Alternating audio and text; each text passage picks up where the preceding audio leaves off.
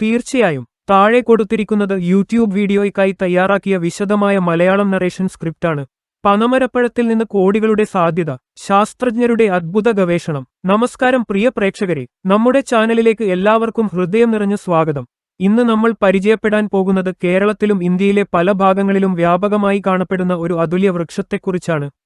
അതാണ് പനമരം. നൂറ്റാണ്ടുകളായി മനുഷ്യജീവിതവുമായി ചേർന്നു നിൽക്കുന്ന ഈ വൃക്ഷത്തെ പലരും ജീവന്റെ വൃക്ഷം എന്നും വിളിക്കാറുണ്ട്. എന്നാൽ പനമരത്തിന്റെ പഴുത്ത പഴങ്ങൾക്ക് ഇത്രയും വലിയ സാമ്പത്തിക സാധ്യതയുണ്ടെന്ന് നിങ്ങൾക്കറിയാമോ?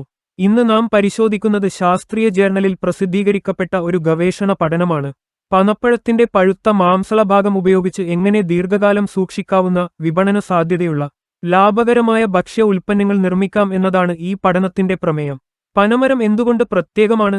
പനമരം ശാസ്ത്രീയമായി ബോറസസ് ഫ്ലേബലിഫർ എന്ന പേരിലാണ് അറിയപ്പെടുന്നത്. ഇന്ത്യ, ശ്രീലങ്ക, ബംഗ്ലാദേശ്, മ്യാൻമർ തുടങ്ങിയ ഉഷ്ണമേഖലാ രാജ്യങ്ങളിൽ വ്യാപകമായി വളരുന്ന ഈ വൃക്ഷം ഭക്ഷണം, പാനീയങ്ങൾ, നാരുകൾ, ഔഷധങ്ങൾ, മരം തുടങ്ങിയ നിരവധി ആവശ്യങ്ങൾക്കായി ഉപയോഗിക്കപ്പെടുന്നു. പനപ്പഴത്തിന്റെ പഴുത്ത മഞ്ഞനിറത്തിലുള്ള മാംസളഭാഗം വിറ്റാമിൻ സി, ധാതുക്കൾ, പഞ്ചസാര, നാരുകൾ എന്നിവയാൽ സമ്പന്നമാണ്.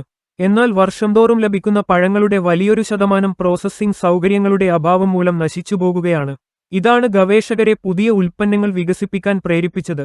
ഗവേഷകരുടെ ലക്ഷ്യം പഴുത്ത പനപ്പഴം ഉപയോഗിച്ച് 2 മൂല്യവർദ്ധിത ഉൽപ്പന്നങ്ങൾ വികസിപ്പിക്കുകയായിരുന്നു ശാസ്ത്രജ്ഞരുടെ പ്രധാന ലക്ഷ്യം.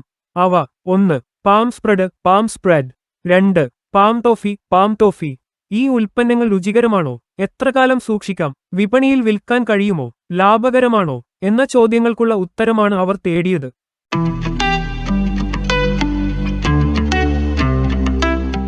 പൾപ്പ് എങ്ങനെ വേർതിരിച്ചു? ആദ്യം നന്നായി പഴുത്ത പനപ്പഴങ്ങൾ ശേഖരിച്ചു. പഴങ്ങൾ കഴുകി പുറംതോട് നീക്കം ചെയ്ത ശേഷം പരമ്പരാഗത രീതിയിൽ പൾപ്പ് വേർതിരിച്ചു. വിത്തിൽ ഒട്ടിക്കിടക്കുന്ന പൾപ്പ് പരമാവധി ലഭ്യമാക്കാൻ അധിക വെള്ളം ചേർത്തു. തുടർന്ന് 70 ഡിഗ്രി സെൽഷ്യസിൽ 10 മിനിറ്റ് ചൂടാക്കി പൾപ്പ് വീണ്ടെടുക്കൽ വർദ്ധിപ്പിച്ചു. ശേഷം ഫിൽട്ടർ ചെയ്ത് നാരുകൾ നീക്കം ചെയ്തു. പാം സ്പ്രെഡ് തയ്യാറാക്കിയത് എങ്ങനെ? 1 കിലോ പൾപ്പിലേക്ക് 1 കിലോ പഞ്ചസാര, 100 ഗ്രാം സ്കിം മിൽക്ക് പൗഡർ, ഏലക്ക, സിട്രിക് ആസിഡ് എന്നിവ ചേർത്തു. ഇത് തുടർച്ചയായി ഇളക്കി ചൂടാക്കി കട്ടിയുള്ള സ്പ്രെഡ് രൂപത്തിലാക്കി. ശേഷം അണുവിമുക്തമാക്കിയ കുപ്പികളിൽ നിറച്ച് സംഭരിച്ചു. പാം ടോഫി നിർമ്മാണം. ടോഫി തയ്യാറാക്കാൻ ഉപയോഗിച്ചത്: പനപ്പഴ പൾപ്പ്, പഞ്ചസാര, സ്കിം മിൽക്ക് പൗഡർ, ഗ്ലൂക്കോസ്, മൈദ, സ്റ്റാർച്ച് ഇവ ചേർത്ത് ഏകദേശം 40 മിനിറ്റ് വരെ പാകം ചെയ്തു. ശേഷം ട്രേയിൽ പരത്തി രാത്രി മുഴുവൻ തണുപ്പിച്ച് ചെറിയ കഷണങ്ങളാക്കി മുറിച്ചു. ഇവ ബട്ടർ പേപ്പറിൽ പൊതിഞ്ഞ് സംഭരിച്ചു. സംഭരണകാലത്ത് ഉണ്ടായ മാറ്റങ്ങൾ. ഗവേഷകർ ഉൽപ്പന്നങ്ങളുടെ ഗുണനിലവാരം നിരീക്ഷിച്ചു. മധുരം വർദ്ധിച്ചു. സംഭരണകാലം കൂടുന്തോറും ആകെ പഞ്ചസാരയുടെ അളവും റിഡ്യൂസിംഗ് ഷുഗറിന്റെയും അളവും വർദ്ധിച്ചു. സങ്കീർണ കാർബോഹൈഡ്രേറ്റുകൾ ലളിതമായ പഞ്ചസാരകളായി മാറിയതാണ് ഇതിന് കാരണം. വിറ്റാമിൻ സി കുറഞ്ഞു. സംഭരണകാലത്ത് വിറ്റാമിൻ സി ക്രമേണ കുറഞ്ഞു. പ്രത്യേകിച്ച് സാധാരണ താപനിലയിൽ സൂക്ഷിച്ച ഉൽപ്പന്നങ്ങളിൽ കുറവ് വേഗത്തിലായിരുന്നു.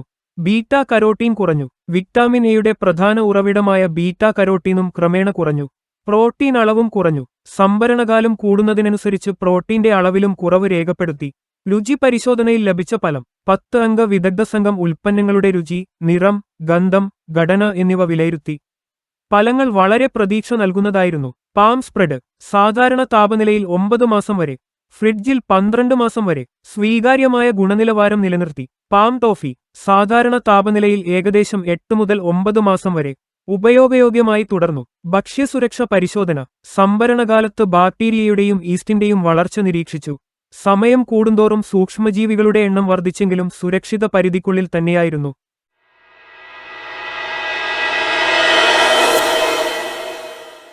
അതായത് ശുപാർശ ചെയ്ത സംഭരണകാലയളവിൽ ഈ ഉൽപ്പന്നങ്ങൾ സുരക്ഷിതമായി ഉപയോഗിക്കാവുന്നതാണെന്ന് ഗവേഷണം തെളിയിച്ചു. സാമ്പത്തിക ലാഭം. ഇപ്പോൾ ഏറ്റവും പ്രധാനപ്പെട്ട ഭാഗത്തേക്ക് വരാം. പാം സ്പ്രെഡ് 1 കിലോ നിർമ്മിക്കാൻ ചെലവ് ഏകദേശം 50 രൂപ. വിൽപ്പന വരുമാനം 125 രൂപ. ശുദ്ധലാഭം 75 രൂപ. പാം ടോഫി 1 കിലോ നിർമ്മിക്കാൻ ചെലവ് 65 രൂപ. വിൽപ്പന വരുമാനം 140 രൂപ. ശുദ്ധലാഭം 75 രൂപ. എന്നാൽ നിക്ഷേപത്തിനനുസരിച്ചുള്ള ലാഭത്തിൽ പാം സ്പ്രെഡാണ് കൂടുതൽ നേട്ടം നൽകിയത്. ഈ പഠനം എന്തുകൊണ്ട് പ്രധാനമാണ്? ഈ ഗവേഷണം കർഷകർക്ക്, വനിതാ സ്വയം സഹായ സംഘങ്ങൾക്ക്, ചെറുകിട സംരംഭകർക്ക്, ഭക്ഷ്യസംസ്കരണ മേഖലയിലുള്ളവർക്ക് വലിയ അവസരങ്ങൾ തുറന്നുകൊടുക്കുന്നു. ഇപ്പോൾ നശിച്ചുപോകുന്ന പനപ്പഴം മൂല്യവർദ്ധിത ഉൽപ്പന്നങ്ങളാക്കി മാറ്റാൻ കഴിഞ്ഞാൽ ഭക്ഷ്യനഷ്ടം കുറയും, ഗ്രാമീണ തൊഴിലവസരങ്ങൾ വർദ്ധിക്കും, കർഷകരുടെ വരുമാനം ഉയരും. പ്രാദേശിക വിഭവങ്ങൾക്ക് പുതിയ വിപണി ലഭിക്കും. സമാപനം. പനപ്പഴം വെറുമൊരു സീസണൽ പഴമല്ല, അതൊരു സാമ്പത്തിക സാധ്യതയാണ്. ശരിയായ സാങ്കേതികവിദ്യയും പ്രോസസ്സിംഗും ഉപയോഗിച്ചാൽ പനപ്പഴത്തിൽ നിന്ന് ദീർഘകാലം സൂക്ഷിക്കാവുന്ന, പോഷകസമൃദ്ധമായ, ലാഭകരമായ ഉൽപ്പന്നങ്ങൾ നിർമ്മിക്കാനാകുമെന്ന് ഈ ഗവേഷണം തെളിയിക്കുന്നു. ഭാവിയിൽ പനപ്പഴ അധിഷ്ഠിത വ്യവസായങ്ങൾ ഗ്രാമീണ സമ്പദ്വ്യവസ്ഥയ്ക്ക് വലിയ കരുത്തായി മാറാൻ സാധ്യതയുണ്ട്. ഈ വീഡിയോ നിങ്ങൾക്ക് ഉപകാരപ്രദമായെന്ന് തോന്നിയാൽ ലൈക്ക് ചെയ്യൂ, ഷെയർ ചെയ്യൂ, ചാനൽ സബ്സ്ക്രൈബ് ചെയ്യൂ. കാണുന്നതിനായി നന്ദി. അടുത്ത വീഡിയോയിൽ വീണ്ടും കാണാം. ഈ മലയാളം നറേഷൻ സാധാരണ സംസാരവേഗത്തിൽ അവതരിപ്പിച്ചാൽ ഏകദേശം 10-12 മിനിറ്റ് ദൈർഘ്യമുള്ള യൂട്യൂബ് വീഡിയോ ലഭിക്കും.